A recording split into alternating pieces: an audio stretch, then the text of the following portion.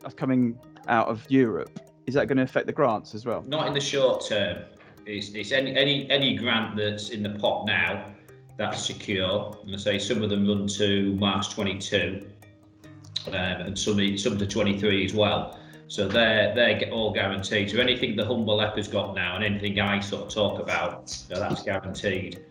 The government have said when that goes or when it runs out, they're going to replace it with the Prosperity Fund. That's all they've said. There's no details. But again, for UK PLC, they'd be crazy not to obviously invest in SMEs. Coming out of this COVID pandemic, there's no way you can just leave the country just to fend for itself. There's going to have to be regional funding, development, infrastructure projects, and that should stimulate the economy in the regions and also down in the southeast as well, I would expect. Adam, how does the Brexit affect apprenticeships? Because I know they had put some kind of deadline, the government did recently, on the apprenticeship scheme that's rolled out. Is it end of February, something like that? Has that been affected? No, they've been extending certain incentives, but the apprenticeship scheme obviously is for England, and each Wales, Scotland, Northern Ireland have got their own kind of registered approved training providers and rules and regulations that go with that. The apprenticeship side and the new skills fund, they won't be affected. It'd be anything that would be linked to European funding. So there was some different parts. We are not included. We don't work with any of them currently, but I know a lot of colleges have got that funding.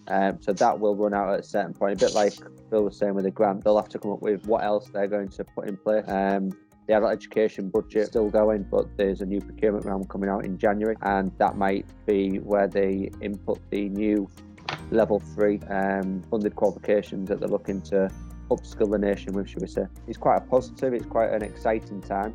It just depends on the specifications of the new tenders. We're hoping that it's going to be an open opportunity, which is fair for all and not focused just at your FE colleges and them academic settings, and fair enough for the independent training providers as well. And do you think Brexit's going to have an effect on our businesses at all? I think obviously there's a big worry around how it's going to affect the supply.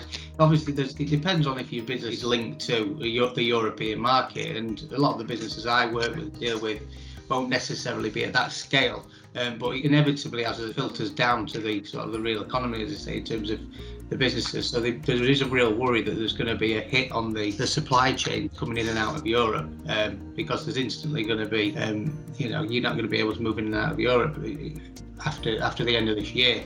So I think it's a big unknown, the impact that's going to have further down the supply chain. But it all depends if you've got an international element to your business, I think. I don't know. We would be affected further down the line. I think it would take a while for it to drip through down, but I'm sure we will see some kind of lull at some point. But of course, we just don't know, do we? Hopefully Bojo will get us a good deal, who knows? And even if we don't get a good deal, is there some benefits and positivity going to come out of the fact that we've got no deal? I would suggest there probably is somewhere along the line. It's a political issue. What you find with any crisis is that businesses always find a way of adapting, and because they have to. So it's never government which drives recovery or drives expansion. It's the business drive it.